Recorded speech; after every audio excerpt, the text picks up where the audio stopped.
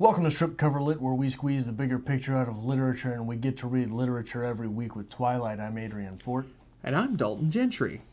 That was pleasant, wasn't it? Tell them what we read this week. This is Adrian Reads Twilight, chapters 19, 20, and 21, Stephanie Meyer's New York Times best-selling book, Twilight.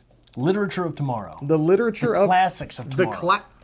Bold. They'll be teaching this in universities around the country. I'm terrified to imagine at some point that I maybe have children, and maybe I have grandchildren, and one of them wants to go on the path of the reader, and is in a college class, and they're like, yeah, we're reading this old book, Twilight. I'm like, oh, no. My child, what have I done?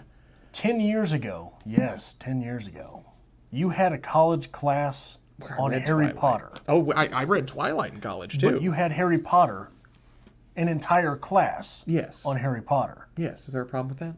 Yes. Is there? Yes. Okay. So let's get into quite this. 10 years ago. No, it was. No, 6 or 7, though. 8. 8. Oh, my God. Moving on. Let's talk about what did we read this week? You age unlike our vampires here. Apparently, I need a little Cullen blood in my life. Just get rid of that. Bella. Need a little lovin'. A little Cullen lovin'. A little lovin' from the Sullen Cullen. I like that. You've been saving that all That's week? good. Have you been saving that all week? No. I hate you so It much. just came out of me. Bella pulls the old rope-a-dope on Charlie, and she pulls it very harshly on Charlie in order to escape. Right in the balls. It was rough, man. We spent some time with Alice in a hotel room as the Cullens basically split up in order to protect the swans while also hunting and distracting James. Here, we also get our first notion of how a vampire is made. Again, back to that mythos and lore building that I enjoy. Finally, James calls Bella with her mother held captive and basically does the good old-fashioned cliche kidnapper scene in order to flush her away from the Cullens and to lead her straight to him. That was a powerful scene. He basically ordered fast food. It's fine. Ooh, he ordered, what's the new fast food where they... He got himself an Uber Eats. Uber Eats. He's going to show up in 10 minutes ready to go. Yeah. Probably going to eat some of your fries and take a drink of your milkshake, but that's fine. Not a bad scene. It really wasn't, honestly. Little cliche, but not bad. That scene was cliche. However, where we begin, the idea of using a teenage girl's hormonal rage and unpredictability as a cover to blow town is pure brilliance. Is it? Is it, though? Yes. Oh, God. What? Go on. Tell me all about it. I'm I'm you tell me listening. you've got something against it right now. I'm listening. Sell me. Have you never been around a teenage girl? Once or twice. My younger sister is 2 years younger than me. In high school, this was a 3 or 4 time a week thing. Yeah? Yes. So to use that as cover, she even says it. She even puts up the whole wall of, what did he do to you? He didn't do anything. It was me. What did you do to him? I didn't do anything. I'm not ready for this. Ready for what? I don't want to be here. That was the verisimilitude of that scene is gorgeous. Maybe I just don't get it because that was probably me in high school as compared to, like, my little sister's just watching on, be like, what the hell is wrong with him? I don't get it. From 394, though. Just let me go, Charlie. I repeated my mother's last words as she'd walked out this same door so many years ago. Which is such a woman thing. Such a woman thing to do and remember. I said them as angrily as I could manage, and I threw the door open. It didn't work out, okay? I really, really hate forks. That's brutal. Yeah, so that's brutal on several levels. Because we're 394, you said that was on? Yes.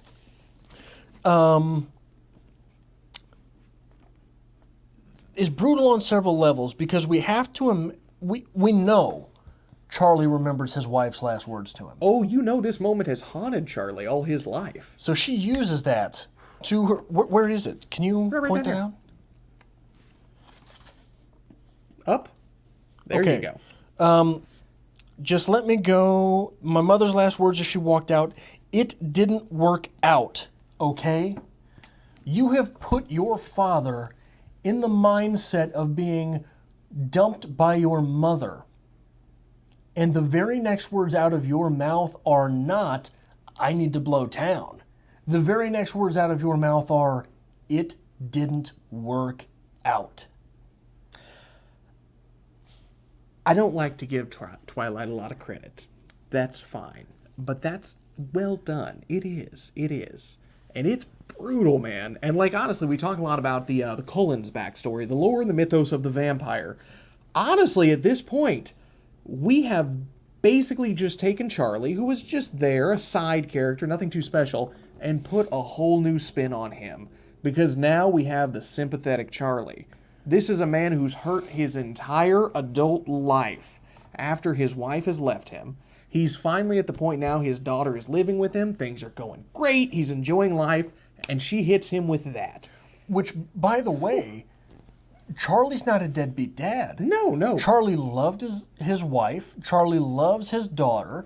Charlie wants nothing more than for this to work out. Absolutely So when you're laying that on him, from the father's perspective, life sucks. Not only that, the other level on which this works, what's the very next thing out of her mouth? I really, really hate forks. What is Charlie? What does Charlie do for a living? He's a sheriff. He protects forks. He's the man who protects the city. He has dedicated his life, literally on a daily basis. When you put on that little badge, you don't know if you're coming home at night, right? He dedicates his life on a daily basis to forks. Which, pick a different town name. Anyway, so not only is she leaving him and saying, you were not good enough, she's leaving him and saying, that to which you have dedicated your life when you couldn't dedicate it to me because I left then and I'm a-leaving now, that to which you had dedicated your life is still not worthy. Your being and your work are not worthy. That's a hell of a scene. It's a good scene. It really is. That is, again, say it all the time, credit where credit is due. That is a hell of a good scene. That is powerful. It's emotional. It makes you see the character of Charlie from a new light. And it's effective. It really is. It's well done. This also on 394. Charlie continued eagerly when she's, your mother might be home soon. Charlie continued eagerly, almost babbling with relief as I hesitated. She called while you were out.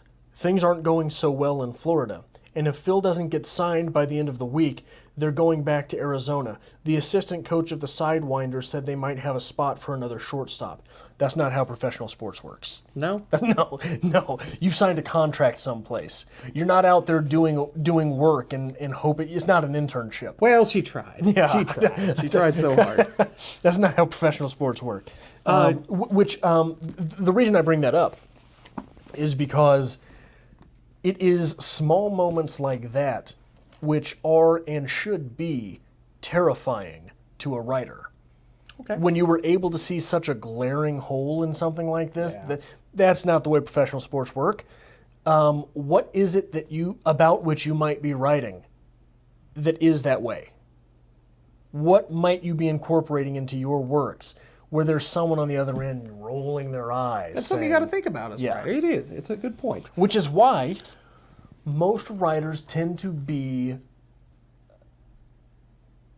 unquenchably curious, because most writers who are good enough to be published know just enough about just enough things that no matter what it is where they get the idea, they can write that story. They have a base to work with. Yeah. And if not, they're able to do the research and sit through the research because they're so curious about things that they can sit there and read through articles and documents and Wikipedia pages and books. You know what I mean? It's the interesting thing about reviews like this, though. We have literally spent 10 minutes discussing how great one paragraph of the reading was that was shattered by the previous paragraph. Win. Anyway, what else would you like to talk about this week's Twilight reading? There's a small scene on 397. Why did this James decide to kill me? There are people all over the place. Why me? Edward hesitated, thinking before he answered. I got a good look in his mind tonight, he began in a low voice. I'm not sure if there was anything I could have done to avoid this. Once he saw you, it is partially your fault. Victim blaming. I figured I'd get that in there. Just wanted to slip that in there. Yeah. No, it makes you feel good That's about all yourself. I needed there. Again, one of the highlights for this reading for me has been the lore and the mythos building of the vampire. And we do get an interesting little scene with Alice. Can I preface what I think you're about to say with a very cute... Preface away. So the mythos building of vampires, there's a lot of new stuff here. But there's also what pads our landing on the landing site of all of this new stuff with sparkly vampires and all this new stuff with vampires don't sleep are the small details that make these vampires different from simply vampires. Okay. On 408, we have this scene where Alice has taken our protagonist to a hotel room, and they're trying to feed her. Yes. Like an animal. Edward reminded me that you have to eat a lot more frequently than we do. You don't put that quote in to a scene where a person is able to communicate with a dog, do you? Like if there's a story where a person's talking to a dog, you don't put that in there. Okay. Which suggests that the relationship between vampires and humans is even more foreign than that between a person and a dog. That Edward had to remind Alice, she needs to eat. You gotta feed her. Yes. You gotta feed her, right? That's fair. So that's a cute scene. It is. To remind us how different these things are. And honestly, with that scene, food usually plays a huge part in literature. At this point, obviously, it's just there. It's a little bit of comic relief, to be honest. I really wanted more from it, man. I wanted to see what they actually got for her. I think that could have been a lovely little gem, just kind of break that tension. It could have been. It missed definitely could have opportunity, been. It's a though. missed opportunity. But where was it that you were going with this scene? So we get the first notion here because Bella inquires of Alice, hey, how do you become a vampire? So this is something that we're trying to see here is finally, it's mulling around in her mind, as it should. If you're dating a vampire, I would consider at some point, you're like, well, maybe I'll take that leap. And, Alice says, I can't really tell you. Edward would be pissed, but she does anyway. It is interesting. This is, again, that necessary backstory, and not something that is often described in vampire literature. It's something we usually get, but not explained in depth. Right. It's sort of normally just this thing, you drink some blood, but you don't kill them. Yes. Right? But it is... Do you have the quote? I don't have the quote exactly, got but it is a very painful process. The venom doesn't kill. It's merely incapacitating. It works slowly, spreading through the bloodstream so that once bitten, our prey is in too much physical pain to escape us. Mostly superfluous, as I said. If we're that close, the prey doesn't escape. Of course, there are always exceptions, Carlyle, for example. So, the vampire venom works like spider venom. Okay.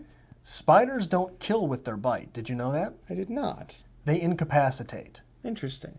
They trap in a web, they incapacitate, and the venom of their bite paralyzes the prey, while it disintegrates their organs.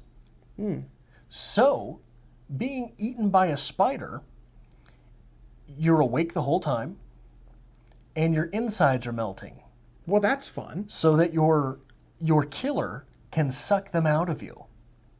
That's what being eaten by a spider is, And you wonder why I don't like spiders. That's fine. which is tantalizing that we have taken that image, that process, and we have transposed it onto the sexy, sparkly vampires.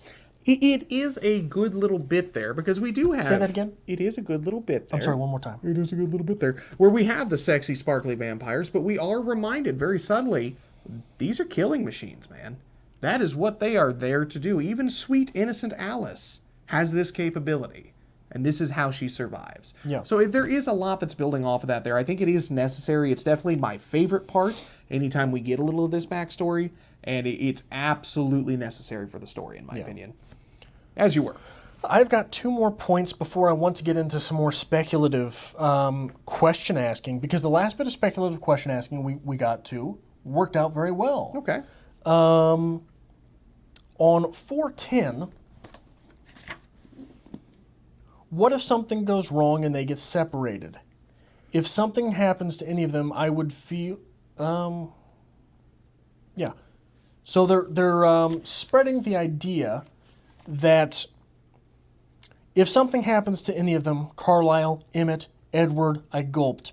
If that wild female hurts Esme, what they're suggesting there is that all of the guys are tracking the tracker, and Esme is going after the wild female, which is a tactical error. Okay. You do not leave Esme to the female. It's just like debt elimination. So, with debt elimination, you focus the least amount necessary on the biggest charge. In this scene, that would be Emmett on the tracker. Emmett's probably not going to kill the tracker one-on-one, but neither is the tracker going to kill Emmett. You can count on that. What you do then is Esme, Carlisle, Edward, I'm forgetting someone, one of the Cullens. You sit them on the female. You dismember her, you take care of the wild female, tear her apart, burn her to ashes like they have to, whatever it is. This lesson, this leaves all of the principal to be funneled towards the main debt. So like if you have 2 student loans, one is $5,000, one is $30,000, you pay off the $5,000 first, because then you can put all the money you were putting on the $5,000 towards the $30,000. And what you stand to gain with this in people with a battle strategy is once you've eliminated the female and you have all of your resources focused on the male, he's going to be acting erratically because he's angry and he doesn't have backup. So acting irrationally, you are more able to get a win by acting rationally. Okay. So it's just a tactical error to send everyone after the tracker guy first when you know he's not going to kill Emmett, and Emmett can handle him. Financial debt elimination strategies, as read by Stephanie Meyer's Twilight, we're here every day. You never know what you're going to get from Strip Cover Lit. Interesting point, though. It is a fair point as well. Oftentimes in situations like this, especially in a young adult fiction, we had this problem with Harry Potter and the multi-moody scene. Yeah. Battle strategy is something that's not often thought out well, and I'm not sure why that is. Well, you're writing a whole novel. You are writing a whole novel, but I would feel that would be a major point of focus. This is a big moment in the novel. Never is it executed correctly. Well, and it's not often, so it's also not someone's focus. Like the focus is the conflict. The writer's thinking about the conflict, and they might not necessarily, especially when you're talking about writers versus mathematicians or whatever. You're not thinking necessarily about a strategically minded person. Very different people. Yeah. Okay. The last point I would like to make before we get into the speculative time. On that same page, 410, we're worried about what might happen and to whom it might happen. And this is, what's her name? Main character. Isabella Swan. No, it's a Belle. She is worried about losing one of the Cullens to this pair of wild female and tracker man. And Alice is not worried. And she says, but if you lose anyone, that's my fault. And Alice says, our family is strong. Our only fear is losing you. To which Bella replies, but why should you? And she gets cut off. Sense of abandonment is common in individuals from single-parent households. Okay. So this speaks very much to the depth of this character, through the verisimilitude again, if we're going to use that word, of the scene in question. Bella doesn't want all of these things happening for her. She's not used to things happening for her. She is from a single-parent household where she is the charge of her parent, and that is it. Okay. In fact, so much so that one of the other parents isn't there, right? Fair. So this is a strange little psychological thing that pops up all the time in people from single-parent households or people from households where one or both parents are abusive.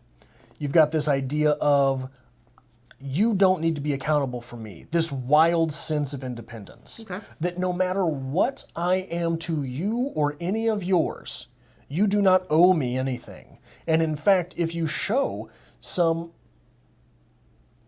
even reciprocation of something nice, of some nicety, there's going to be a standoffishness.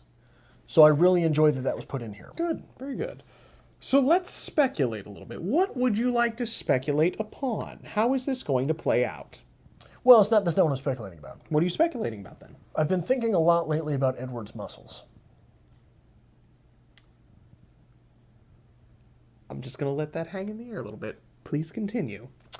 They are the muscular infatuations of a non-sexually mature character. Okay. She is in awe of Edward's arms. She is in awe of Jacob's arms. Do you remember, we have a mostly female audience for this series. Surprise. I'm going to use a term that would be ironic to them, but I don't know if any of the men watching will find it ironic. Do you remember the budding sexuality of young Dalton? Sure. Let's go with that. Oh, I don't know if we can. You didn't? Did you ever have pornographic magazines? Yes. Oh, okay. I didn't know if maybe you were too young. I thought That's, maybe that 5 year. that's a normal thing in my opinion. Well, but yeah. I didn't know if that 5 year gap was to the internet age. You know. Okay. Did you have a group of friends with which you might on occasion view pornography? Sure. What was the body part upon which you as young boys were fixated?